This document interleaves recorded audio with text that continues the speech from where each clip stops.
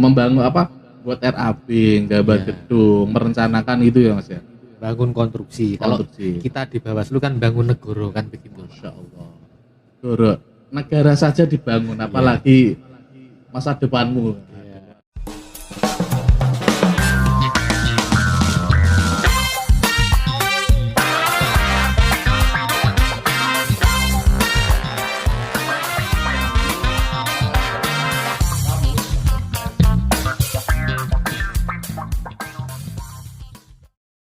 Assalamualaikum warahmatullahi wabarakatuh. Selamat siang, salam sejahtera untuk kita semua, sahabat Bisma dimanapun berada. Siang hari ini kita berjumpa lagi dalam acara Bisma, bincang santai sama sahabat Bawaslu Bojonegoro. Oke, siang hari ini kita kedatangan tamu dalam podcast kita, yaitu siapa? Tamu kita adalah Mas, kita panggil Mas saja ya. Ya. Biar lebih santai karena juga beliaunya masih sangat muda. Kita kedatangan tamu yaitu Mas Muhammad Zainuri atau biasa dipanggil Mas Zainuri. Itu beliau sekarang adalah Ketua Bawaslu Kabupaten Bojonegoro. Ucapkan selamat Mas buat sahabat-sahabat kita. Oke, selamat siang sahabat Bawaslu yang dimanapun berada.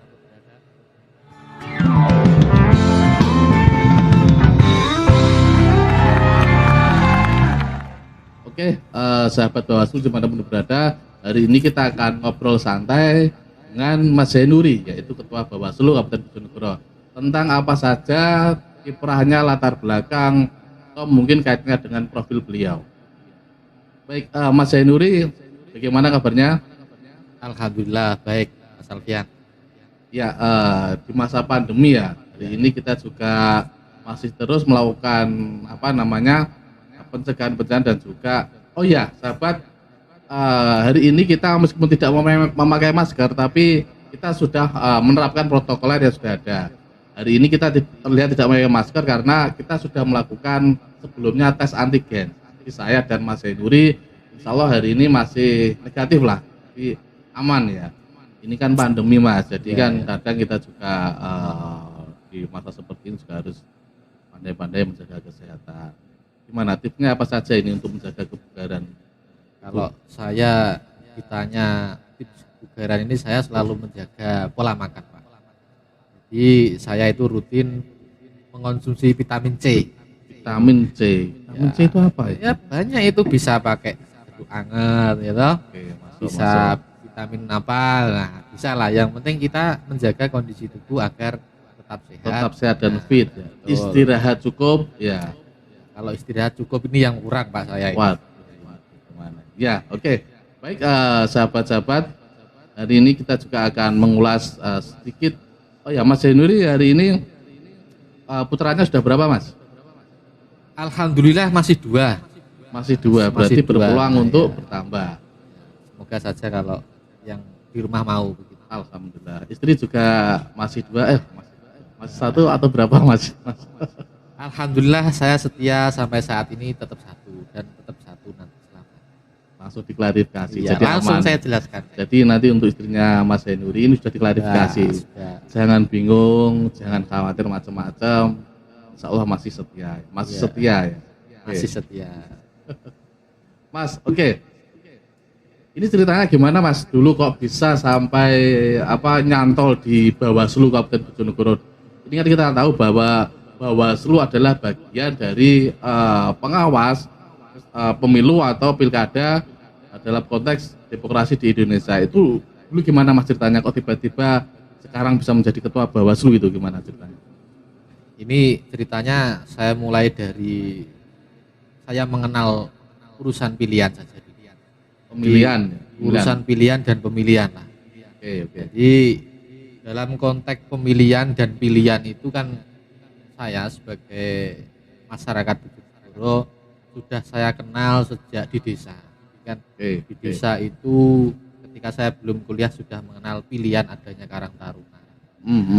Sudah tahu prosesnya seperti apa kan begitu. Terus ketambahan lagi ketika saya kuliah tahu proses adanya pilihan dan pemilihan lagi. Di organisasi intrakampus. Oke. Di BEM perebutan untuk menjadi seorang presiden presiden, kemudian perebutan untuk mendapatkan posisi di kampus itu Oke, sudah oke. saya Alami asah ya, mulai sudah mengenal proses-proses demokrasi mulai Iya, di tingkat iya. tadi Karang Taruna di desa, Iya. bahkan ketika di kampus. Oke, mungkin dari situ akhirnya menjadi tertarik untuk apa ya, dalam skala demokrasi lebih besar gitu, akhirnya Iya, iya, tertarik iya. di Bawaslu. Jadi dengan modal itulah akhirnya saya punya keinginan untuk ikut ketika ada pesta demokrasi khususnya di Ikut berpartisipasi. berpartisipasi. Oke, oke. Jadi awalnya saya itu pernah menjadi KPPS waktu Pilkades ya. KPPS. Ya, Oke, siap, siap. KPPS ketika pilkada ya pada waktu itu Pilgub kalau nggak salah tahun 2000 berapa ya? 13 atau berapa Oke. itu saya pernah jadi KPPS dan saya juga menikmati proses pada saat itu. Nanti kemudian oh ternyata kita kalau menjadi seorang penyelenggara itu bisa mengawal proses demokrasi itu secara mendalam dan Oke. kita benar-benar tahu kira-kira Prosesnya seperti apa? nah, Oke. itu kira-kira nanti masyarakat itu harus bagaimana terus memberikan pendidikan politik dan demokrasi kepada masyarakat yang di desa itu seperti apa. Kita kalau tidak di dalamnya tidak mungkin bisa menjelaskan. Tuh. Mungkin kalau saya mencoba menangkap, kalau kita di luar biasa hanya menjadi pengamat. Betul. Jiri ini ngono, jiri ini gini ya. Iya. Tapi kalau tidak melakukan sendiri, tidak ada pengalamannya, Betul. tidak ada experience.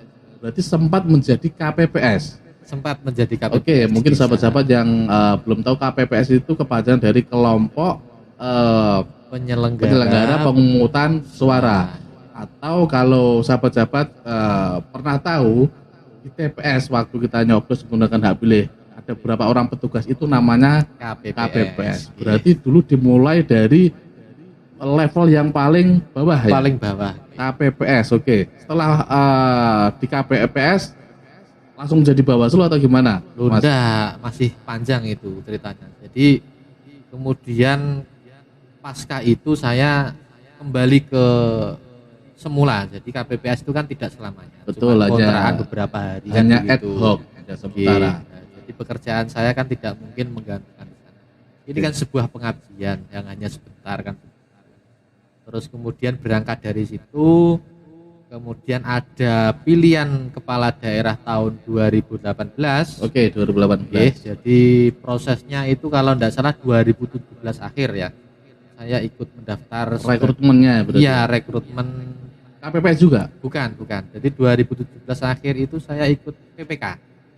PPK. PPK oke. panitia Pemilihan kecamatan. berarti sudah naik level. Naik level Dari KPPS langsung menjadi PPK. PPK Oke. 2017 akhir ya di Iya. lantai itu. Bisa menceritakan sedikit Mas apa ya istilahnya pengalaman ketika menjadi PPK atau panitia pemilihan di kecamatan. Kecamatan. Ya. Tentu kan ada dinamika atau seperti apa. Mungkin bisa diceritakan duka-dukanya lah. Kalau pengalaman kita di 2017-18 lah ya, waktu pilihan kepala daerah Goro itu kebetulan saya jadi ketua PPK Kecamatan Sumberjo. Di Sumberjo, nggih, kecamatan Bojonegoro. di desa Oke. saya sana. Ya. Saya sangat merasakan betul jadi seorang penyelenggara di tingkat kecamatan dengan jumlah desa yang saya rasa hampir terbanyak lah. Nomor berapa itu? ya? Sumberjo itu Jumlah desanya ada berapa? 26 desa. 26 desa. desa. DPT-nya berapa kira-kira? DPT-nya sekitar 54 ribuan. Ini lumayan besar. Kalau ngomong DPT, setahu saya yang terbesar kalau tidak salah Dander atau mana itu. Tapi Dander ya. melihat Sumberjo yang sangat luas, kemudian jumlah desa yang sangat banyak, itu butuh tenaga ekstra untuk melaksanakan pekerjaan sebagai penyelenggara pemilihan. Oke, untuk memastikan kerja-kerja PPK itu Oke, bisa berjalan iya. dengan maksimal. Tuh. 26 desa. Oke, saya 26 menangkap desa. 26 desa. Nah, di tiap desa kan juga ada panitianya sendiri ya, Mas ya? Betul, Apa, ada PPS. PPS. Kalau nggak salah satu desa ada. Ada 3 orang. Oke, itu bagaimana caranya mengelola teman-teman atau panitia yang segitu banyaknya? Kira-kira untuk apa? Memanage lah. Nggih, kita memang kebetulan saya sebagai ketua, jadi saya harus mengkoordinasikan, harus memanage betul-betul anggota saya yang di PPK itu ada 5 orang. Jadi agar tetap semuanya itu berjalan bareng-bareng tanpa adanya iren dan seterusnya. Keburu-buruan lah ya, Nah, namanya betul, banyak orang oke. berusaha banyak orang. Oke. Kita laksanakan bareng-bareng. Jadi itu enteng. Terus selama ini mungkin memanage banyak desa itu Ya, ada kendala apa? Artinya kan namanya kontestasi itu kan pasti ada apa? Bumbu-bumbunya lah. Ya, ya. Kalau dari sisi SDM sendiri sebenarnya sudah bisa diklasifikasikan ya. Kalau di Tidak Sumberjo, masalah berarti ya SDM-nya di Sumberjo kaitannya dengan penyelenggaraan pemilu. ya memang ada beberapa yang misalkan dari sisi SDM ya kurang, misalkan tidak begitu mengikuti perkembangan teknologi. IT lah tidak bisa Ya. mengoperasikan IT. Butuh dijelaskan berkali-kali baru paham, itu juga ada lah. Berarti harus ekstra sabar. Ya itu. Oke, berarti tadi saya menangkap setelah jadi KPPS ya, menjadi PPK baru setelah itu bergabung di Bawaslu. Ya, ini saya ceritakan lagi nih. Ya harus cerita di sini. Kalau nggak cerita nggak di sini kita. Nah, jadi kita begini ceritanya. Pada waktu itu ada ada informasi perekrutan Bawaslu. Di Bawaslu ada di tingkat kabupaten akan segera dipermanenkan. Saya mendengar itu. Oke, Dan- termasuk Bojonegoro. Iya, termasuk Bojonegoro pada waktu itu. Terus kemudian saya berinisiatif. Kira-kira saya ikut daftar bagaimana kan gitu. Oke. Terus kemudian alhamdulillah proses pendaftaran saya pada waktu itu kebetulan saya juga mendapatkan nilai paling bagus ya. Luar Jadi biasa. sebuah anugerah bagi saya. Alhamdulillah dapat nilai baik, kemudian bisa sampai mengikuti lolos tahap sampai di akhir ya, oke. 5 orang. Sampai akhirnya lolos menjadi anggota Ya, Bawaslu Kabupaten Kabupaten Bojonegoro. Oke. Jadi memang prosesnya memang dari bawah. Ya, Dari bawah menjadi PPK. Oke. Jadi gini Mas Yanudi, tadi saya tertarik kaitannya dengan tadi ya, kita flashback sebentar. Awal mula tertarik dengan dunia demokrasi itu dimulai dari dunia desa, Karang Ya, Taruna, dari pilihan desa. Karang Taruna, terus kontestasi di dunia kampus. Ya, dunia kampus ya, betul ya. Kalau boleh tahu kuliahnya di mana ini Mas Yanudi? saya ini kampus lokal saja ya. Lokalnya Jadi- mana? Lokal di sini banyak di Bojonegoro. Lokalnya sini di pinggiran sana, tapi meskipun di pinggiran sana banyak melahirkan para penyelenggara lah. Luar Nah, biasa. salah satunya saya. Di kampus Di mana? Kampus Universitas Bojonegoro. Unigoro. Ya, Unigoro. Oke, sahabat-sahabat khususnya teman-teman di Bojonegoro ini, jadi ada informasi Mas Zainuri, Ketua Bawaslu Kabupaten Bojonegoro ini adalah alumni Unigoro. Universitas Bojonegoro atau Unigoro. Sekaligus promosi ini Mas, ya bantu promosi. Jadi untuk sivitas akademik Unigoro patut berbangga ini. Salah satu alumninya bisa berhasil hari ini menjadi Ketua Bawaslu Kabupaten Bojonegoro. Lumayan ini kan Ya, ya. mau masa-masa penerimaan mahasiswa baru ini. Nah, ini siji gawe loro gawe. Siji ini. Nah, siji gawe loro gawe.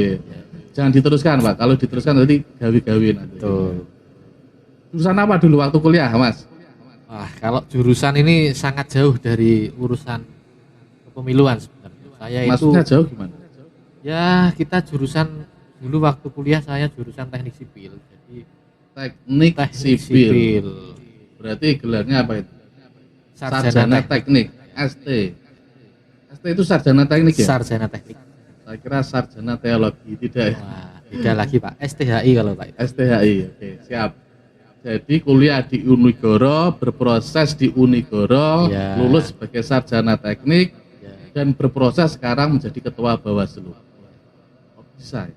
Padahal kita tahu bahwa di Bawaslu ini kan sahabat-sahabat, karena tugas utama Bawaslu adalah mengawasi pemilu, mengawasi proses demokrasi, dan dia sebagai mandataris undang-undang, pelaksana undang-undang, peraturan hukum dan sebagainya.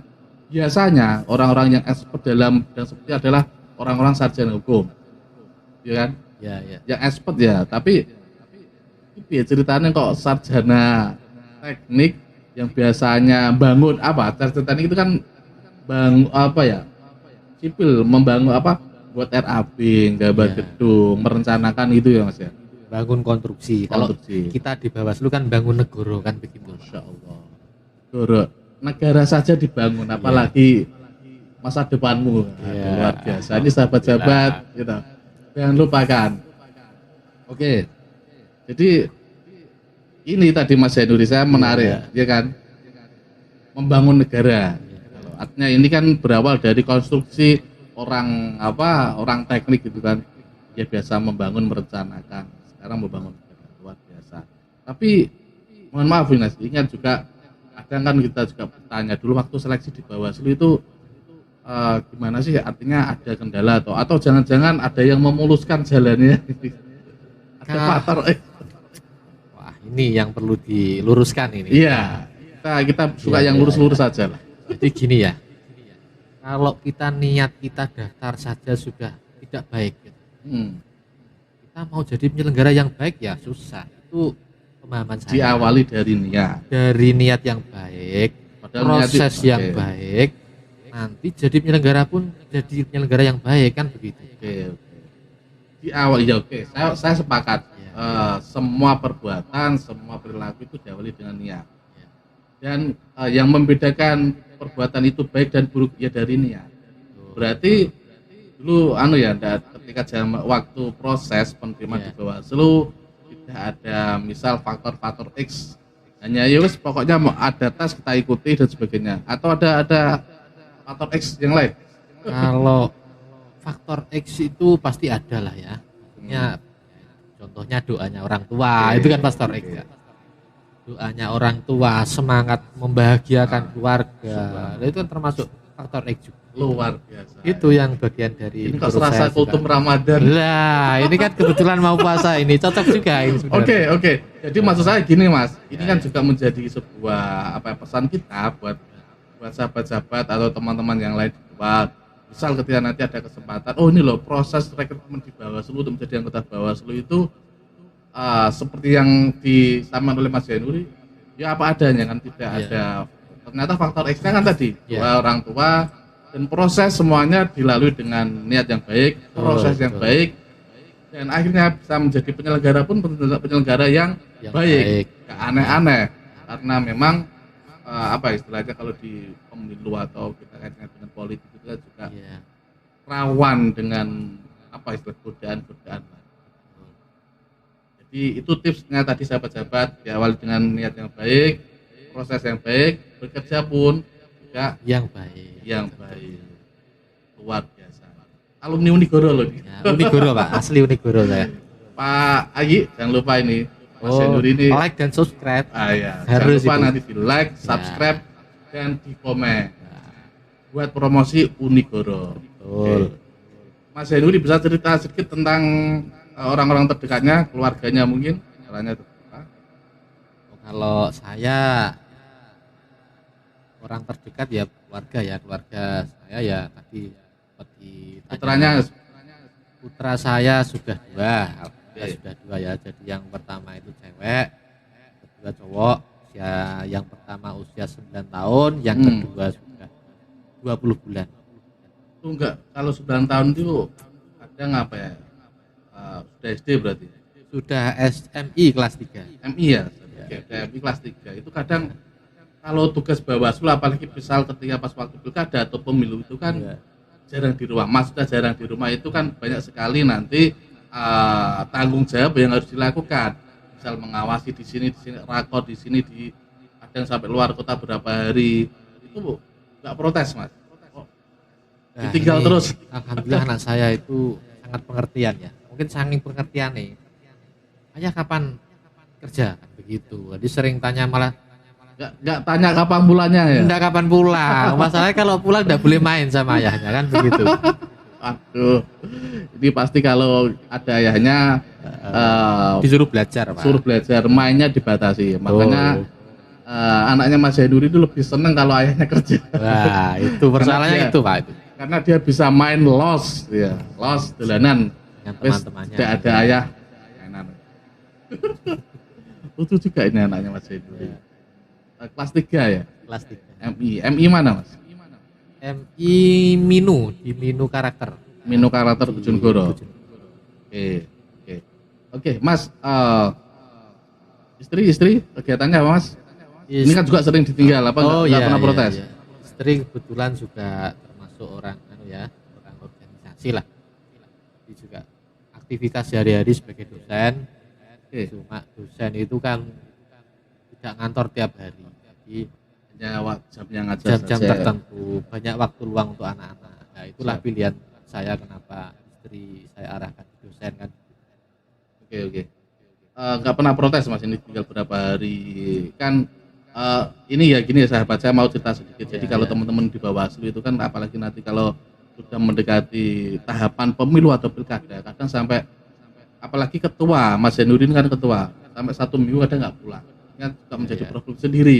Kalau anaknya lebih seneng, ya kan, kalau ayah nggak pulang karena mainnya nggak dibatasi. Jadi pertanyaan ini kan, kalau istri tinggal seminggu, ini gimana? Ada yang nemani dan sebagainya. Apa nggak pernah protes atau jadi masalah? Ya kok nggak pernah pulang, ini gimana, kerja terus? Nah, gimana, Mas? Nggak pernah protes itu? Tapi gini ya, alhamdulillah istri saya itu saya bukan ngelem ya, pengertian. Jadi sudah menyadari dari konsekuensi pekerjaan. Jadi Oke, sudah oke. tahu, sudah paham dari awal kita itu daftar berdua.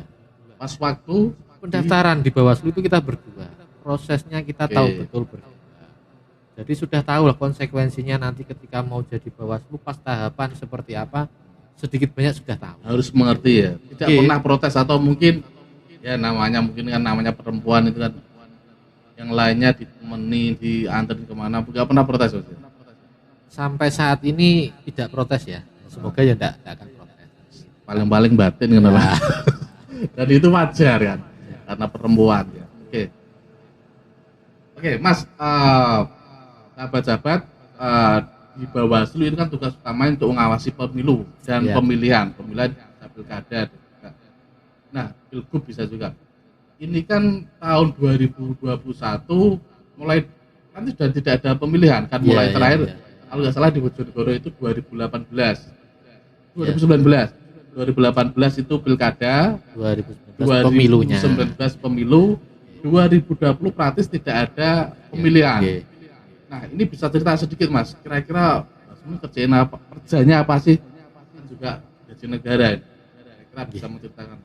Jadi gini ya, khususnya saya divisi pengawasan dan ada 5 divisi ya kalau di Bawaslu. Kalau Mas Zainuddin divisi Saya divisi pengawasan dan hubungan antar lembaga PHL. PHL. Ya.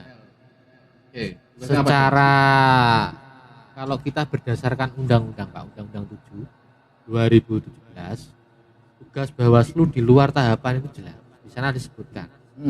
Di pasal 104 huruf Oke. E, F dan G itu sudah jelas. Undang-undang pemilu ya. Oke, Undang-Undang Pemilu 2000. Tugasnya adalah untuk Yang pertama itu kaitannya dengan mengawasi proses pemutakhiran data pemilih berkelanjutan. data Pemilih berkelanjutan. Oke, mungkin ini juga agak asing ya bagi Ya. sahabat-sahabat Bawaslu.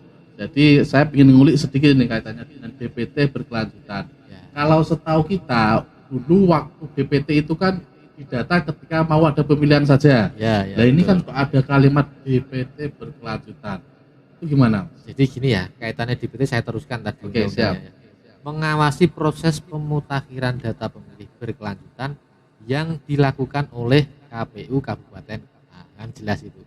Sudah ada jelas, jadi kita mengawasi itu. Nah, DPT ini dimutakhirkan atau diakuratkan bahasanya. Kan DPT ini mengalami naik turun ya. Jadi ada ada yang proses pertambahan, ada yang pengurangan. penambahan dan pengurangan. Kalau di bahasanya itu ada yang MS dan TMS. MS itu memenuhi syarat. Memenuhi syarat dan TMS, tidak memenuhi syarat. kalau memenuhi syarat itu apa saja contohnya? Nah, salah satu contohnya begini. Pemilih pemula yang sudah berusia 17 tahun atau sudah menikah. Saat ini ya. Jadi kalau ada orang atau remaja yang sudah berusia 17 tahun hari ini itu sudah masuk DPT. Betul, sudah calon berhak pemilih. masuk DPT. Oke, Betul. terus yang contohnya TMS tidak memenuhi syarat. Contohnya misalkan ada yang usia 17 tahun kemudian dia masuk TNI dan Polri atau Oke. yang meninggal dunia itu sudah otomatis harus Coret. dicoret TMS Oke, dari berarti, DPT. dari DPT. Jadi Ya. mereka sudah dicoret dari daftar pemilih tetap berkelanjutan. Jadi meskipun pemilihannya masih kalau di Bojonegoro wacananya pilkadanya ini kan sekitar 2024. Ya, Mungkin ya, tahapannya sekitar 2023 untuk pilkadanya. ya. Jadi meskipun pilkadanya masih lama, itu pendataan DPT-nya sudah mulai sekarang. Gitu. Jadi teman-teman KPU itu di luar tahapan itu kan melaksanakan itu. Oke, pendataan. Jadi pendataan, mengakurasi, memutakhirkan. Siap. Jadi tiap bulan mereka memutakhirkan data yang ada, diperbarui. Tiap Oke. hari kan ada yang meninggal, Oke. ada yang bertambah usia, Oke. ada yang pensiun. Misalkan TNI Polri pensiun, otomatis dia mendapatkan Memenuhi syarat ya. haknya. Oke, siap. Dan itu yang diawasi oleh Bawaslu dalam ini divisinya Mas Henuri. Iya, salah satunya itu yang dilakukan. Oke. Jadi sahabat, ini salah satu poin tugas dari Bawaslu ketika di luar tahapan tidak ada pemilu atau pilkada. Jadi ngawasi KPU dalam melakukan pemuktahiran data pemilih. Gitu. Jadi dan itu setiap bulan atau setiap minggu atau gimana? Jadi Jadi pemuktahirannya itu. kita akan memastikan bahwasanya KPU itu melaksanakan pemutakhiran data pemilih itu sudah sesuai aturan. Ada aturan. Itu kita memastikan mereka melaksanakan sesuai SE KPU itu, mereka melaksanakan hari ini yang 2021 itu dinamakan koordinasi. Jadi bukan lagi pleno. Jadi koordinasi bersama instansi terkait kaitannya dengan data pemilih. Instansi terkait yang dilibatkan apa saja? Salah satunya misalkan Dinas Dukcapil, Kependudukan dan Catatan Oke. Sipil. Karena mereka yang punya data itu ya. Ya, itu otomatis dia yang berkaitan ini Oke. yang punya basis data kependudukan. Oke. Bisa dari Kemenak kemarin yang jadikan, bisa dari Dinas karena mereka yang punya peserta didik, yang Oh punya iya, siswa oke. 17 Siswa. tahun. 17 tahun. Oke. Jadi selain mengawasi tadi ya pemutahiran data pemilih berkelanjutan, ada lagi enggak artinya yang menjadi mungkin kegiatannya Mas Zainuri selama ini di luar tahapan pemilu atau pilkada? Nah, kalau sesuai undang-undang ini di pasal tadi 104 itu jelas. Yang kedua itu melakukan pengembangan pengawasan partisipatif. Pengawasan partisipatif. Jelas Oke. ya. Jadi sahabat-sahabat, tadi kan kita mendengarkan Mas Zainuri beberapa hal bahas undang-undang gitu. Nah, ini Jadi orang sama ruang hukum, Ya. orang dengan latar belakang sarjana teknik atau sarjana sipil juga bisa menguasai undang-undang gitu ya. ya, tergantung kita mau belajar apa enggak kan Betul. begitu, Pak. Kalau tidak salah ketika di Bawaslu juga ada materi-materi untuk BIMTEK menguasai regulasi-regulasi Mas ya. Ya, ya, khususnya tentang pemilu lah. Nah, tadi kan sudah lihat sendiri kan sahabat-sahabat sangat lancar menyebutkan pasal dan undang-undang. Oke, saya tertarik dengan pengembangan pengawasan Partisipatif. panganan apa Mas? Ini kan asing juga pengembangan pengawasan tadi panganan apa? Nah, ini Bisa bagian dijelaskan, diceritakan oleh sahabat-sahabat yang ini. belum tahu perlu saya jelaskan ini. Jadi kita itu punya tugas untuk mengembangkan pengawasan partisipatif. Yang dinamakan pengawasan partisipatif apa? Ini saya jelaskan sedikit. Ini upaya jadi kita untuk melibatkan banyak orang atau masyarakat Oke. dalam rangka mengawal proses tahapan pemilu. Jadi agar masyarakat itu tahu aturan kaitannya dengan yang dilarang, yang diperbolehkan, terus kemudian tidak menerima money politik Money dan politik. seterusnya. Oke. Itu kita sosialisasikan, kita berikan pemahaman Mulai kepada sekarang. mereka. Mulai sekarang. Meskipun pemilunya dan pilkada masih lama. Betul, kita jelaskan mulai sekarang. Berarti mengedukasi masyarakat kaitannya dengan regulasi-regulasi mulai sekarang. Betul, kaitan mulai sekarang. Kita jelaskan untuk terlibat. Jadi ketika nanti ada pemilihan itu dia tidak acuh tak acuh. Jadi ikut benar-benar mengawal agar nanti menghasilkan pemilu atau pemilihan yang demokratis Dan berkualitas. yang Oke, berkualitas. menarik. Jadi semacam kalau saya menangkap ini semacam edukasi atau sekolah politik yang diinisiasi oleh Bawaslu. Betul. Kaitannya dengan pengawasan pemilu. Ya, Jadi tadi Mas Hendri menyebutkan pengawasan partisipatif. Mas, kalau boleh tahu peserta yang selama ini digandeng oleh Bawaslu siapa saja untuk pengawasan partisipatif? Nah, ini sebenarnya banyak kan program pengawasan partisipatif itu kan jargon besarnya kan pengawasan partisipatif. Nah, ini sasarannya banyak. Oke, Jadi oke. ada ormas, kemudian ada OKP, ada dari apa pemilih pemula, misalkan lewat kampus, Mm-mm. bisa lewat apa tingkat SMA itu juga bisa kita berikan sosialisasi edukasi. Kalau Semua ormas, lapisan sebisa semua mungkin. lapisan ormas yang sudah diajak apa, mungkin tadi dilibatkan di kegiatan pengawasan partisipatif apa saja, Mas? Nah, bocoran. Kalau kita ya selama ini waktu ada kegiatan pengawasan partisipatif pada saat tahapan khususnya, hampir semua ormas kita libatkan, semua kita undang waktu Oh, ada oke. sosialisasi pengawasan partisipatif. Di luar tahapan ini kita memang punya tugas untuk memperbanyak memperbanyak kerjasama dengan lembaga atau organisasi masyarakat Hmm. agar bisa kita memberikan edukasi, bisa memberikan Ah, sosialisasi, melibatkan banyak orang ya melibatkan banyak orang dan spektrumnya lebih luas. lebih luas. Oke, oke. Jadi sahabat tadi sudah ada 2 poin yang disampaikan oleh Mas Zainuri bahwa Bawaslu Ya. Bojonegoro kaitannya dengan tugas Bawaslu di luar tahapan pemilu dan pemilihan. Satu, melakukan pengawasan secara periodik pemutahiran data pemilih. Ya. Yang kedua, melakukan pengembangan pengawasan partisipatif. Tadi sudah disampaikan bahwa semacam edukasi, jadi dia mengedukasi teman-teman pemilih pemula, semua ormas, organisasi kepemudaan. Harapannya tadi Mas Hendri menyampaikan semakin banyak orang yang melek gitu Mas ya. Ya. Oh, bahasa Indonesia melek ya. Paham Ya, aturan. paham aturan regulasi itu semakin minim pelanggaran ketika waktu pemilihan atau pilkada atau dan apa pemilu. Oke, saya menangkap. Membangun kesadaran lah memang susah Pak.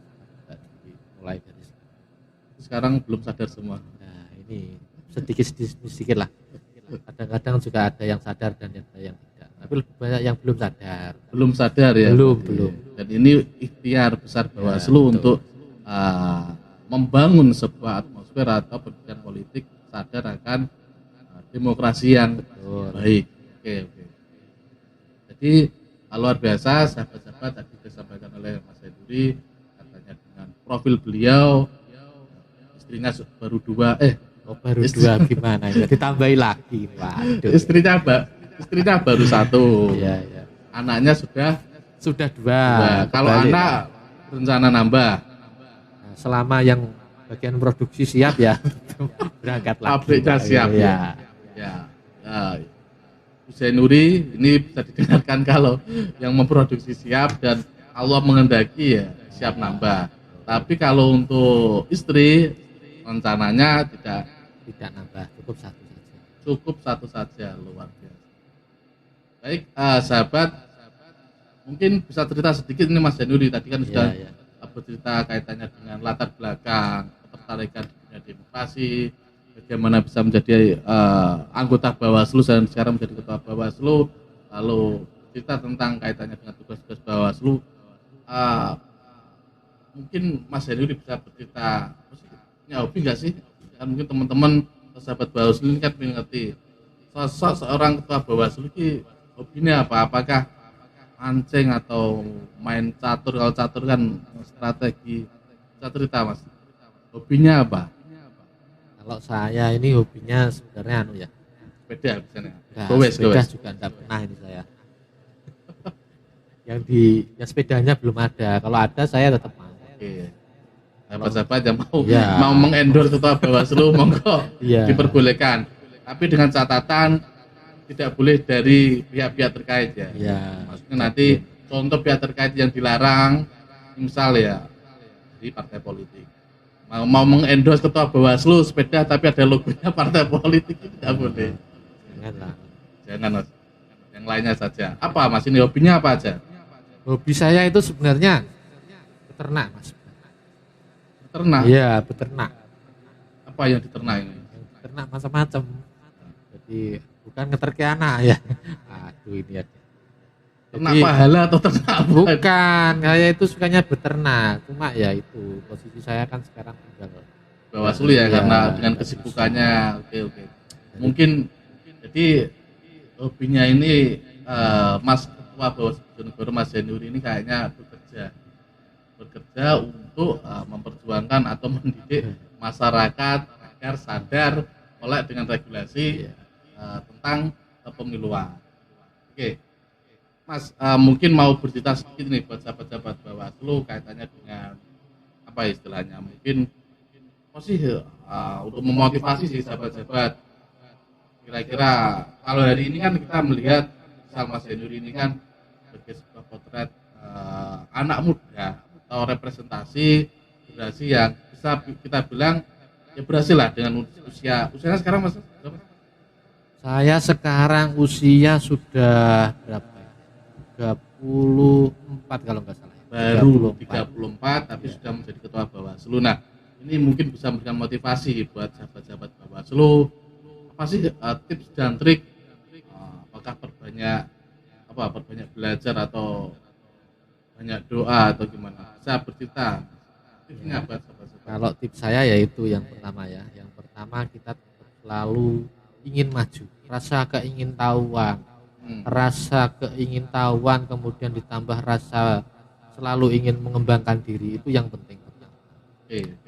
Terus selanjutnya rasa untuk membahagiakan orang terdekat. Nah, itu yang paling penting. Termasuk tadi keluarga dan keluarga, orang tua ya. Salah satu motivasi. Oke. Ada mungkin selain maksudnya setiap hari harus baca buku sekian menit sekian jam, harus sholat malam berapa rakaat. Kalau kaitannya dengan membaca buku itu ya saya kira sesuai kebutuhan kalau saya suplemen sesuai saja kebutuhan. Ya. Yang pasti tadi ya motivasinya pertama ingin membahagiakan orang tua dan membahagiakan orang dan selalu ada keinginan untuk maju. Ya, kita harus terus upgrade diri lah. Oke. Luar biasa sahabat-sahabat. Kalau sahabat-sahabat ingin maju atau meraih cita-citanya, ada beberapa tips dari Mas Zainuri. Pertama tadi keinginan atau dorongan untuk membagikan orang terdekat, pertama orang tua dan keluarga. Selanjutnya adalah selalu mendorong diri untuk ingin maju, ingin selalu berusaha. Oke, mungkin itu yang bisa kita saksikan sahabat-sahabat Bawaslu di mana berada pada obrolan kita siang hari ini ya. Nggak tahu ini obrolannya bermanfaat atau tidak, tapi yang pasti ini kita obrolan santai saja di Bawaslu Bojonegoro. Semoga ada manfaatnya meskipun sedikit. Ya, begitu sahabat-sahabat Bawaslu. Jadi kita akan berjumpa lagi dengan episode selanjutnya atau podcast selanjutnya dengan orang yang berbeda dan tentunya dengan narasumber dan juga para pembawa acara nanti yang lebih menarik. Oke, sampai di sini sahabat-sahabat Bawaslu. Kita mohon maaf jika ada sesuatu yang kurang berkenan. Kita akhiri. Wassalamualaikum warahmatullahi wabarakatuh.